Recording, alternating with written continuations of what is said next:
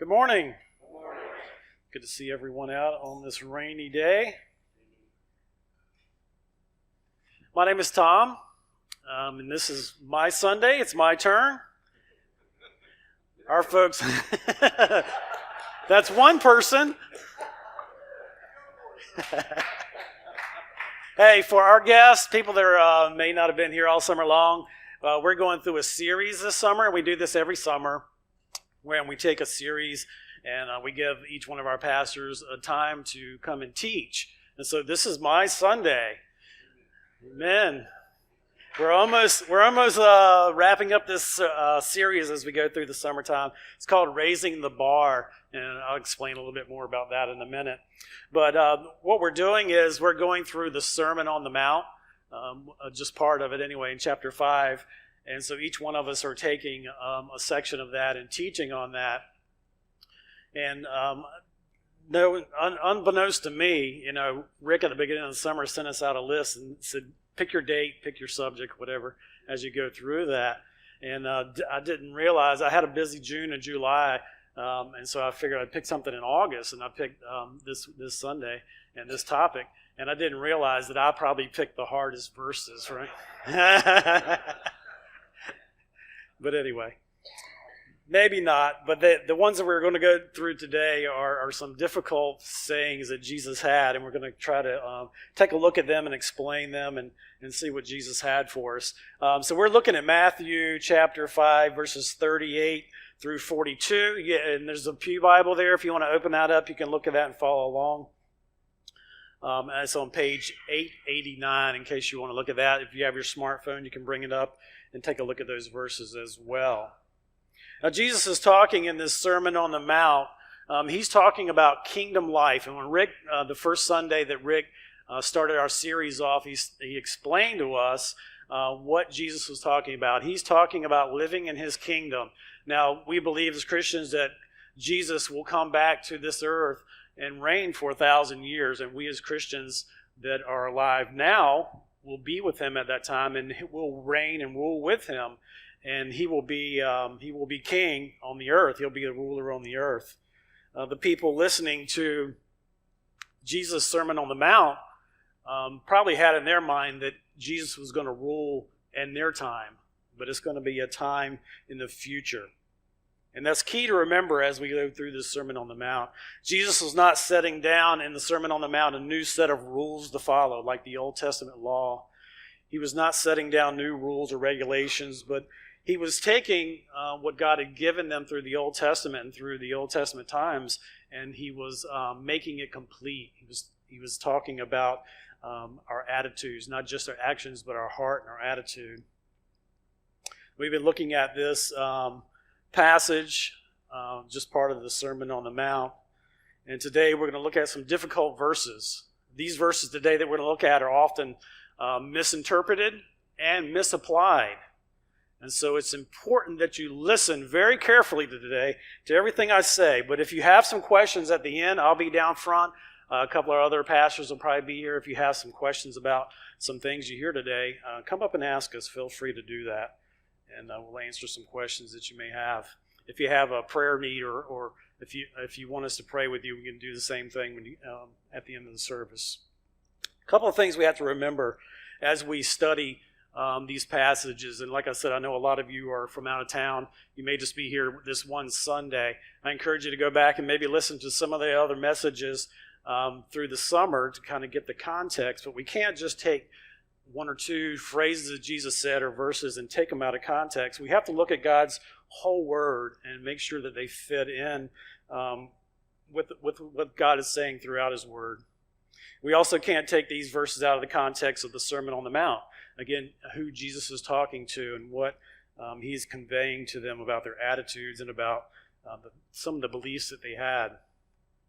Now, in case you've been living underneath a rock for the last year or more, I guess, you can see that our country as a whole is in turmoil. There's always, I guess it's always been this way. Maybe it just seems worse now because we have so much media and we get so much information. But, the whole debates that are going on now within our country about the things that we believe and about the things that, especially the older generations, my parents and grandparents and my generation, we have been taught these values and principles, our whole life, and they're important to us, about what our country was based on and who we are as a country. And so we have these understandings like, the freedom of speech and those kinds of things. We have the Declaration of Independence and the Constitution, and we look to those things as guidance, and they affect how we think about different subjects, about right and wrong and what we believe, what we hold as a people. We believe that we have the right to life and the right to liberty, pursuit of happiness, those things that we have learned throughout the years, and they shape our attitudes and our beliefs of who we are as a people. We've had these beliefs for some 250 years as a country, from the beginning of our country. And they're under debate now, some of these things that we hold dear, like, especially about the freedom to have arms, weapons and guns and those kinds of things. And so there's a lot of debate constantly about that. Now imagine, if you would, someone came along, a group of people came along, and they probably do this, but they came from Washington and they said, hey, you've got these laws and beliefs, you've had these for 250 years. We're going to change them tomorrow. How would that make you feel? How does that affect you, the way your attitudes and things? And now imagine if it was just one person. And again, we have elections coming up this year, right? So somebody's going to do that, right? They're going to stand up and say, hey, let's change all this stuff. Let's change it up a little bit. So that's kind of where these people were in the Sermon on the Mount. They were listening to Jesus teach, and they were listening to things they had never heard before. They were all brand new, and he was saying, let's change things up. Let's raise the... Right, that's what he's saying. Let's raise the bar. Some of the laws that God had given to govern them had been twisted by their teachers, and so they had some wrong attitudes about some things. We're going to look at a little bit about that today. But, just think about the things that they had been taught for probably 1,500 years. We think about our beliefs for 250 years. We've been taught these things, but they had been taught these things for 1,500 years. They were ingrained in their thinking and their attitudes. So Jesus takes, we've been looking at this, Jesus takes some of these things that they held as beliefs and they were important to them, and he turns them upside down, right? He just says, this is what the law says, but this is what I'm saying. And so it was a shock to some of them. Even when you get down to the end of the Sermon on the Mount, it says they were astonished because he was teaching them like he had an authority, like he had the authority to teach these things and say, this is what you need to do. And so they were astonished. Jesus contrasts some of the Old Testament beliefs to what he was saying in the kingdom. These things are going to be important in my kingdom when my kingdom comes. That's why the Sermon on the Mount you hear called the Beatitudes, because he was addressing not their actions so much, but their attitudes towards God and towards other people. Jesus is correcting some of the wrong attitudes that they had by contrasting what they had been taught for so many years to what he was saying. The title of our message today is called Going the Extra Mile. Some of your Bibles may even have a little title above these verses that says going the second mile, going the extra mile. So that's kind of where we're at today. We're in Matthew 5, 38 and 42. And as I said, this is probably one of the hardest ones this summer because all the other guys were kind of had like one subject. But today we're going to talk about 4 attitudes that Jesus addressed. 4 attitudes that he addressed. And when I first looked at this, I thought it was just kind of one little subject. As I studied this, I realized that he's talking about 4 different things. And the 4 attitudes that Jesus is talking about in verses 38 and 42, Jesus takes what would normally be a response, our response and their response to certain subjects and certain situations, and he turns them upside down.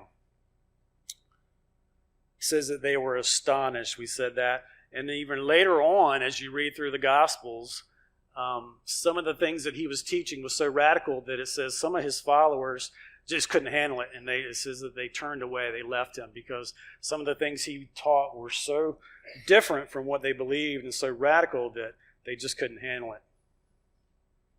Now, these things that we're talking about today, and the things that we've been talking about in the Sermon on the Mount this summer, they're not tests. They're not like the law that God had given in the Old Testament. They're not tests for us as Christians to look at other people and say, hey, you're not doing this and this and this like Jesus said on the Mount, so maybe you're not really a Christian, or you're not the Christian you need to be. And they're not tests for us as Christians to look at other people, or even as a church to look at other people in the church and say, these are tests. Jesus said this, you're not doing that. We're looking at you and say, maybe you're not really a Christian. These aren't tests. These are dealing with attitudes that each one of us have and have had and maybe even struggle with. All right, so let's look at Matthew 5, verses 38 and 39. Jesus said, "You have heard that it was said, an eye for an eye and a tooth for a tooth. But I tell you, don't resist an evildoer. On the contrary, if anyone slaps you on your right cheek, turn the other to him also." Now, everybody's heard this verse before, right? Turn the other cheek, an eye for an eye. And what Jesus is dealing with in this attitude is the attitude of revenge or retaliation. You may think of it as vengeance, the attitude of vengeance or revenge. Now, the phrase, an eye for an eye, is a universal expression of equal justice. Even before Moses gave the law in the Old Testament to God's people, Israel, this phrase was around before that. But God takes this idea and he includes it into his law for his people. This is a universal, again, everybody's heard this and everybody understands what it's talking about. It's talking about equal justice, eye for an eye, tooth for a tooth. This week you may have seen some of the protests in Hong Kong, the protesters. And this picture here lets us know that they understood what eye for an eye is. Evidently, a young lady had been hit in the eye and lost her eye from a beanbag or something, one of the protesters. And so the protesters had taken this rally cry, eye for an eye, as a way of saying, hey, we want justice. This girl lost her eye just because she was protesting, and we want equal justice for that. Eye for an eye is a guideline that judicial judgment should be equal. The crime should equal the punishment should equal the crime. And if you watch Law and Order and those things, they always say the phrase, the punishment should fit the crime. And so it's an equal punishment for an equal action. That's what it means. Have you ever met anyone who is obsessed with getting even? Yes or no? I think we all have. And the whole idea that a lot of people have about getting even is that I want a little bit more, right? It's not, I want equal justice. A lot of times when people are looking for vengeance or revenge, they want to go just a little bit further. I'm reminded of a story in Genesis 34 it is. And I'm not going to go there and read that because we just don't have the time. But it's a story about a young lady, Dinah, who was raped. A man raped her in the town where Jacob and his sons and everything, they were there. And one of his daughters was raped, and the man fell in love with her, and he wanted to marry her. And he went to his dad, and his dad said, okay, well, I'll go and we'll talk about maybe we can come together with God's people and join with them, and they can marry and all that. Well, when the sons heard this, when the guys, the brothers, of the sister heard this, they became enraged, it said, and so they came up with this plan. I won't go into the whole thing, but they ended up killing all the men in the town, all the men. And so it wasn't an eye for an eye, it was an overreaction, and that's why God gives this ruling in his law in the Old Testament, to quell that desire, the natural desire to get even with other people and even do more than was called for. In Samuel, we even see the same thing with David, King David, when he had sinned and he had killed Uriah the Hittite, and he had him murdered. And Nathan came to David and confronted him. He told him the story about the lamb. This man had a lamb. He was a poor man. He only had one lamb, and the rich man had many. And the rich man took the one poor man's lamb and killed it and had a feast with it. And so David became enraged. It said David was infuriated with the man and said to Nathan, "As the Lord lives, the man who did this does not deserve to live." And so this man had stolen a lamb, and David got so angry, he's like, we should kill him. He needs to die. So God gives this as a restraint. But God's people over the years had heard this, and instead of looking at this as a restraint or a judicial ruling, they had taken it as a freedom to not forgive other people and to hold people accountable for whatever little slight that they may have had. We all love a good revenge story, don't we? Yes? All the movies, you could probably, this week I was just going through in my mind all the movies, especially the Clint Eastwood movies, right? The Western movies, they're all about revenge, right? Something happens at the beginning of the movie, he's a poor farmer, and then people come in, they kill his wife and kids and burn his farm, and the rest of the movie is about him trying to get vengeance, And there's so many different movies that, and matter of fact, this morning some people on the stage were kind of telling me, "You should have put this up there. You should have picked this clip." But Sandra and I just happened to be home this week and had watched an old movie. Never heard of the movie, never seen the movie. I would doubt that anybody in here has ever seen this movie, unless you were watching AMC this week. But I have a little clip. Check this out. He says, "You turn the other cheek and you get hit with a lug wrench."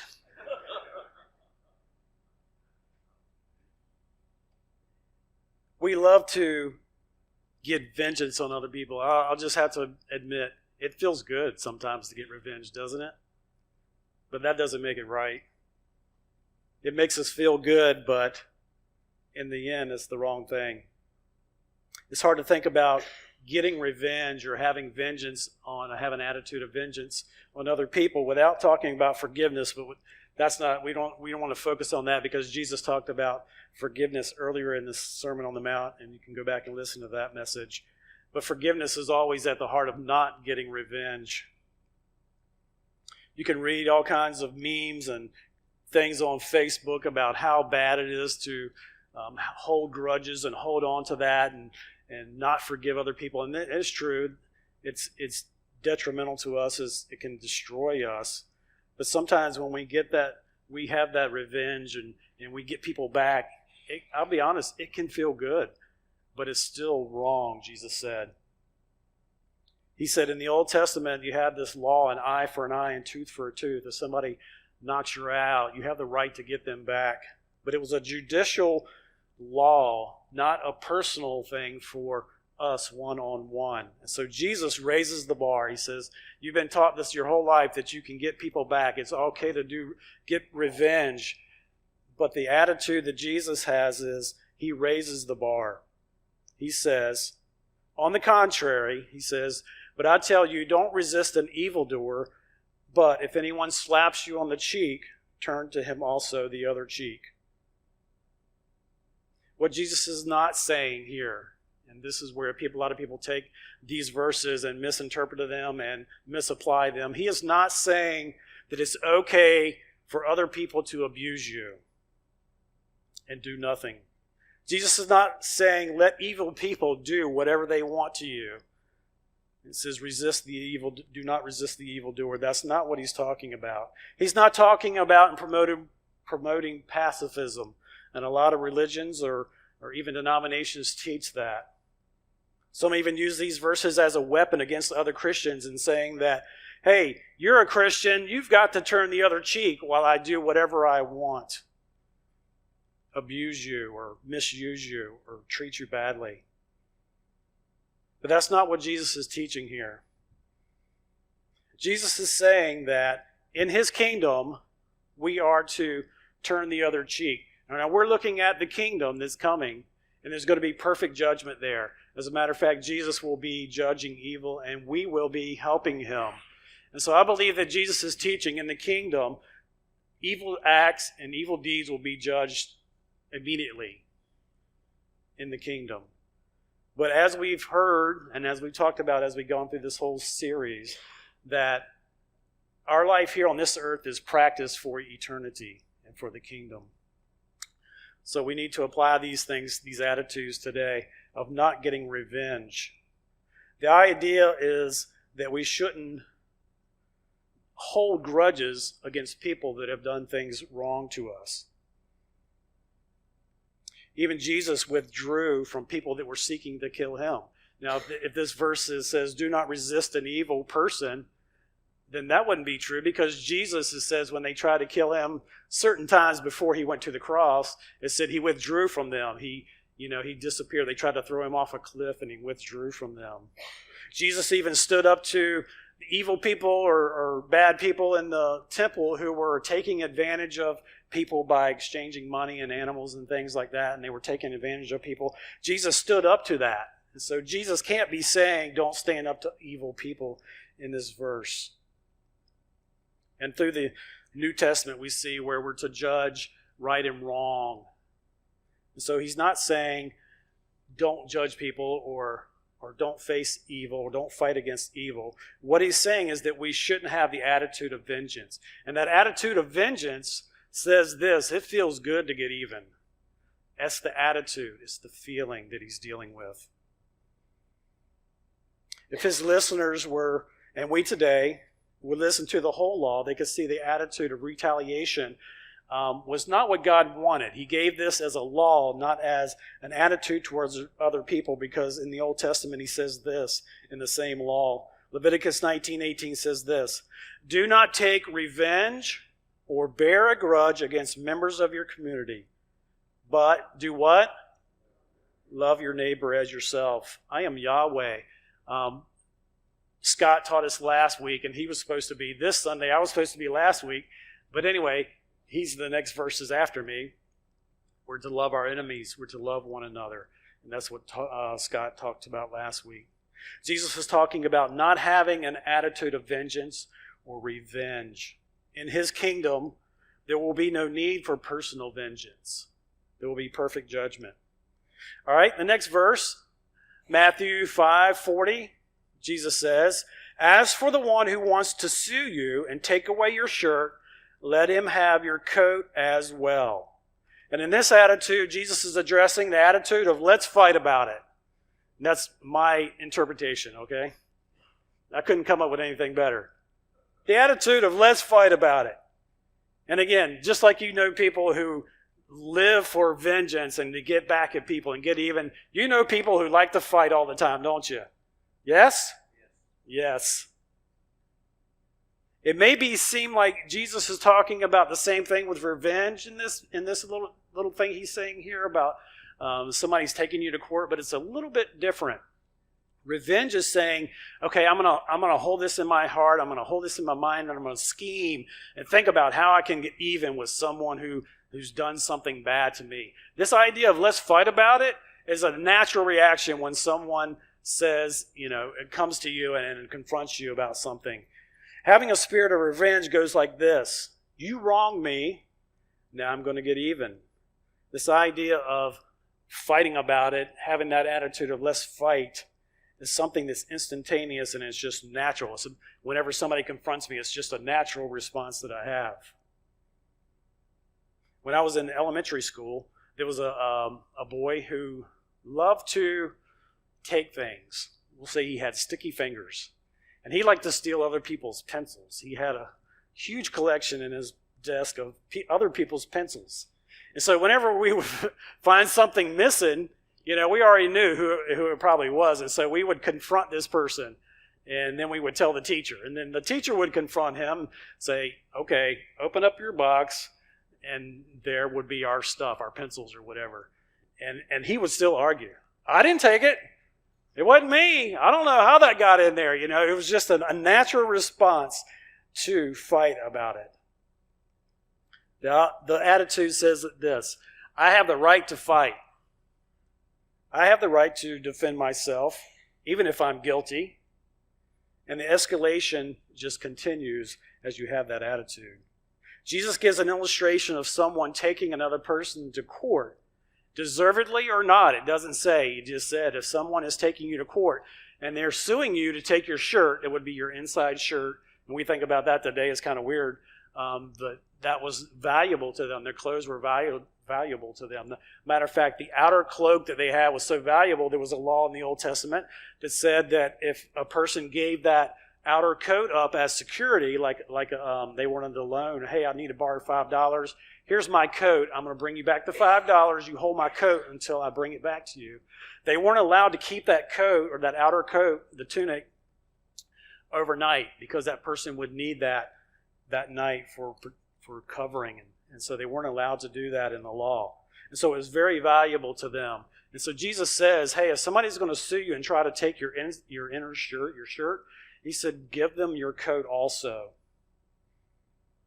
And Paul continues this attitude that we're to have in 1 Corinthians because the Corinthians were taking each other to court, especially they were taking each other to public court, not Christian court, and they were taking people and suing them for different things. And Paul says this in 1 Corinthians 6:7. Let's read this out loud together. Even to have such lawsuits with one another is a defeat for you. Why not just accept the injustice and leave it at that? Why not let yourselves be cheated? Yeah, somebody said that. That's not easy to hear, is it? That's definitely raising the bar, isn't it? Jesus said, hey, if somebody's going to sue you, don't just give them what they're suing you for. Give them extra. And again, this is the attitude that we're to have, that not to fight about it. The next thing Jesus says in Matthew 5:41, he says, and if anyone forces you to go 1 mile, go with him 2. Now you're probably thinking, I've got this one, right? This is the easy one, going the extra mile. Everybody's heard that phrase. And what that meant to the Jesus' listeners is that they were living under occupation of the Roman government. And they had a rule that the Roman soldiers had a rule that if they were on a march, if they were going somewhere, and they were getting tired, they could grab somebody and say, here, you grab my stuff, my pack, and you, by law, have to go with me at least 1 mile, carry my stuff for me. And they were only allowed to make them go that far. And we see this, when Jesus went to the cross, the Roman soldiers grabbed somebody and told them to grab Jesus' cross and carry him. They had the right to do that. And so the people that were hearing this, they knew exactly what Jesus was talking about. When we hear going the extra mile, we think about something different. And again, this is our modern attitude in hearing and saying, because I always say this at work. I tell my guys, it never hurts to, y'all wake up. It never hurts to go the extra mile. I've told them that before. It never hurts to go the extra mile. And what I'm saying is, hey, just do a little bit extra sometimes for a customer. Why? Because then, it looks good. We might get paid a little more. We might get a tip. Hey, they might tell their neighbors, hey, these guys really did a good job. They even did some stuff that I wasn't expecting them to do. We say things like this. Hey, I was coming home today, and there was some people from Pennsylvania, and they were cutting me off, and I just kind of laid back and let them do whatever. I didn't get all mad, and I just kind of smiled, and I was going the extra mile, right? And my wife didn't ask me to take the trash out this morning, but I did it anyway. I was going the extra mile for her. That's the way we look at it. We look at it as going the extra mile as a good deed, something good that I've done. But that's not what Jesus was talking about. Jesus is talking about the attitude, confronting the attitude of mediocrity. Mediocrity. And what Jesus is talking about is that he was telling his followers that going the extra mile doesn't mean doing a good deed for somebody that you like or trying to do something to get something from somebody. But he's talking about going an extra mile for their enemies. That's the way they saw the Romans. But they had the attitude of mediocrity in that Jesus says to go in the extra mile is because they were forcing them to do that. He said, if anyone forces you to go 1 mile, go with him 2. He's talking about doing more than what's required, not just what you have to do. Those who may be forcing you to do something, serving them in a way that maybe you don't really feel comfortable doing, he says, go the extra mile. The attitude of mediocrity says this, I'm only going to do the bare minimum. I'm only going to do what's required and no more. You can't make me. That's my right. And the attitude can creep into all kinds of different areas in our life, whether it be our work life, even serving God, we can have the same attitude. Colossians 3:23 says this, "In all the work you are doing, work the best you can. Work as if you were doing it for the Lord, not for people." So Paul kind of re-emphasizes the same idea that Jesus is talking about. Don't just be mediocre. Don't have the attitude of mediocrity, but have the attitude of a servant. All right, the last one we're going to talk about, the last attitude, comes from Matthew 5:42. He says, "Give to the one who asks you, and don't turn away from the one who wants to borrow from you." There we're talking, Jesus is addressing the attitude of stinginess. Stinginess. And again, that's just kind of my word on that. A lot of people think about greed. And this is a little bit different than greed. Greed is the idea that, hey, I'm going to get as much as I can. I'm going to save it up and I'm going to keep it. You know, I'm trying to do this. But the idea of stinginess is no matter what I have, you know, I'm going to keep. I don't have a whole lot, but I'm going to hold on to that. There's some, this mine. You can't tell me to give it away. It's mine. Sandra and I just went to, and most of you know this, our folks know this, they've seen on Facebook, we went to Colorado a couple of weeks ago, and I was surprised at how many homeless people were living there, especially with the climate, being so cold in the wintertime. But we saw a lot of homeless people. And it's easy to get callous when you see poor people, especially homeless people, on the street. Your mind goes straight to, well, maybe they deserve to be there. Maybe they're alcoholics. Maybe they're drug addicts. Maybe they made wrong choices that, were their own fault. But it's easy to be callous about who we help and who we don't help. And Jesus says that we're not to turn away from these people. We're to provide for them. He says, stop being stingy. Jesus addresses the attitude of stinginess and the reluctance to help other people by saying that we should help them out if they need resources to lend to them, whether they deserve it or not, he says. He doesn't give a qualifier. We all have causes and people, things that are easy to give to or people that are easy to help. But Jesus is not just talking about those people. He's talking about all people. And his people, the Jewish people, and again, going back to the Old Testament, they had some verses that God had given to them to help them understand this. Look at Deuteronomy 15:7-11. Let's read that out loud together. "If there is a poor person among you, one of your brothers, within any of your gates in the land the Lord your God is giving you, you must not be," what? "Hard-hearted or tight-fisted towards your poor brother." And so they were thinking, hey, okay, I can do that. I can help out my brother, But then you think about the story of the Good Samaritan. Jesus said the neighbor was who? Whoever needed it, the person who was suffering. And even in Leviticus 19:34, it says this, "You must regard the foreigner who lives with you as the native born among you." He says it's the same thing. Before in the previous verse, he's talking about helping out your brother. But he says, you must regard the foreigner who lives with you as the native born among you. You are to love him as yourself. You were foreigners in the land of Egypt. I am Yahweh your God. Jesus is not letting these Jewish people just focus on them, on their kind, their people. He's saying that we need to help out everyone who asks or those who need. Again, Jesus is not setting down 4 new laws, but he's addressing 4 attitudes that each one of us deal with and have to struggle with.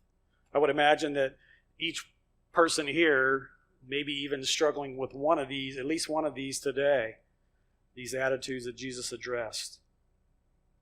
All of these 4 attitudes that Jesus deals with in these verses, addresses today, they are things that our attitudes as we deal towards people who maybe we don't like or maybe we see as our enemies. Revenge is someone who's wronged me. That attitude of revenge, I need to get back. I have the right to get back at that person, that enemy of mine. Escalating a fight, someone who wants to take away something that you have that is yours. Being half-hearted in what we do, or stinginess. These 4 attitudes. So how do we deal with them? Each one of us have to deal with them in some different way. So how do we deal with these attitudes that we have, or these temptations? Let me give you a couple of practical things that maybe we can look at this morning as we look at these. The first one is with revenge is we can trust that it's not up to me to get even.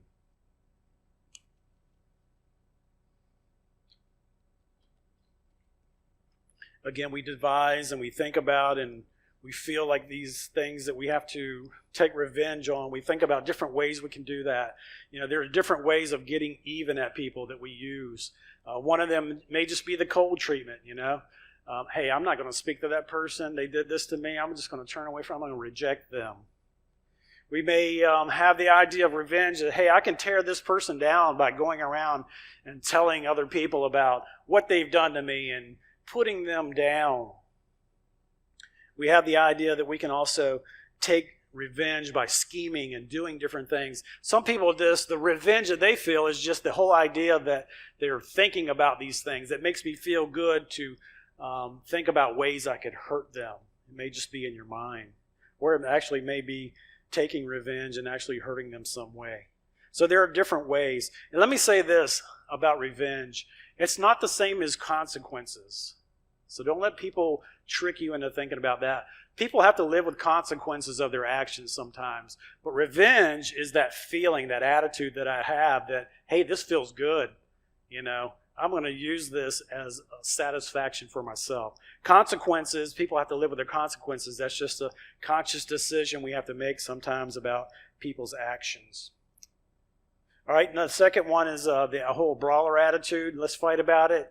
You have to know that I don't have to win every time. We feel like sometimes we have to win every single time that I have a conversation with someone. We don't have to win every time.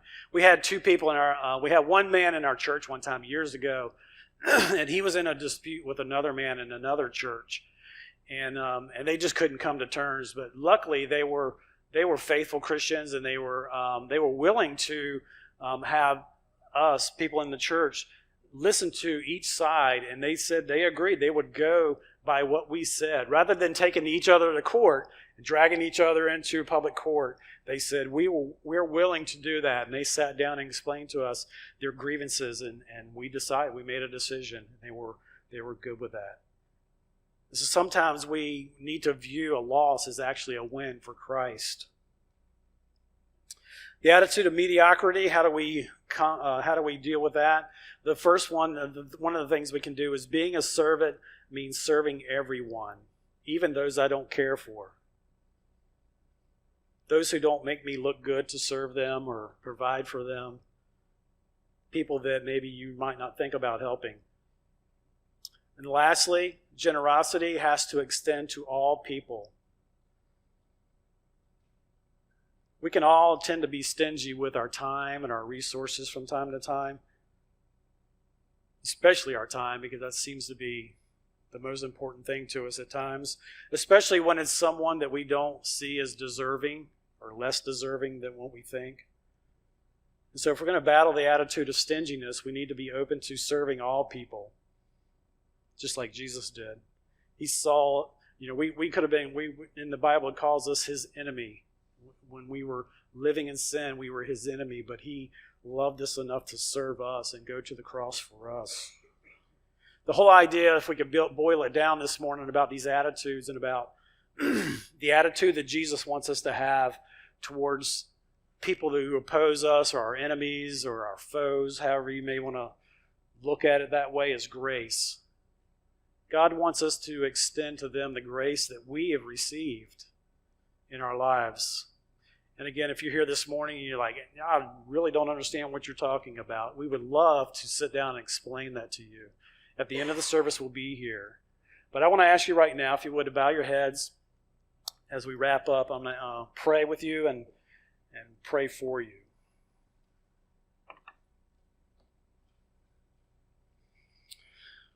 Father, we are looking at these verses this morning, and a lot of things that Jesus said are tough to take in and tough to apply, Father. But as believers, we know that we have received grace from you. We've received a gift that we don't deserve. We've received love that we don't deserve. And we pray, Father, as your people, that we can show other people the same grace that you've shown us and the same love and forgiveness that you've showed us. Each one of these things come up in our lives probably every week. Things that we have to deal with, people we have to deal with, people that we may not like, we may view as our enemy or our foe or competition, whatever it might be. I pray that as we go through this week, especially, that you'll help us to be aware of these things that we're talking about, these attitudes that creep into our life. Pray, Father, that grace would be at the forefront of our minds as we deal with people this week. We pray these things in Christ's name. Amen.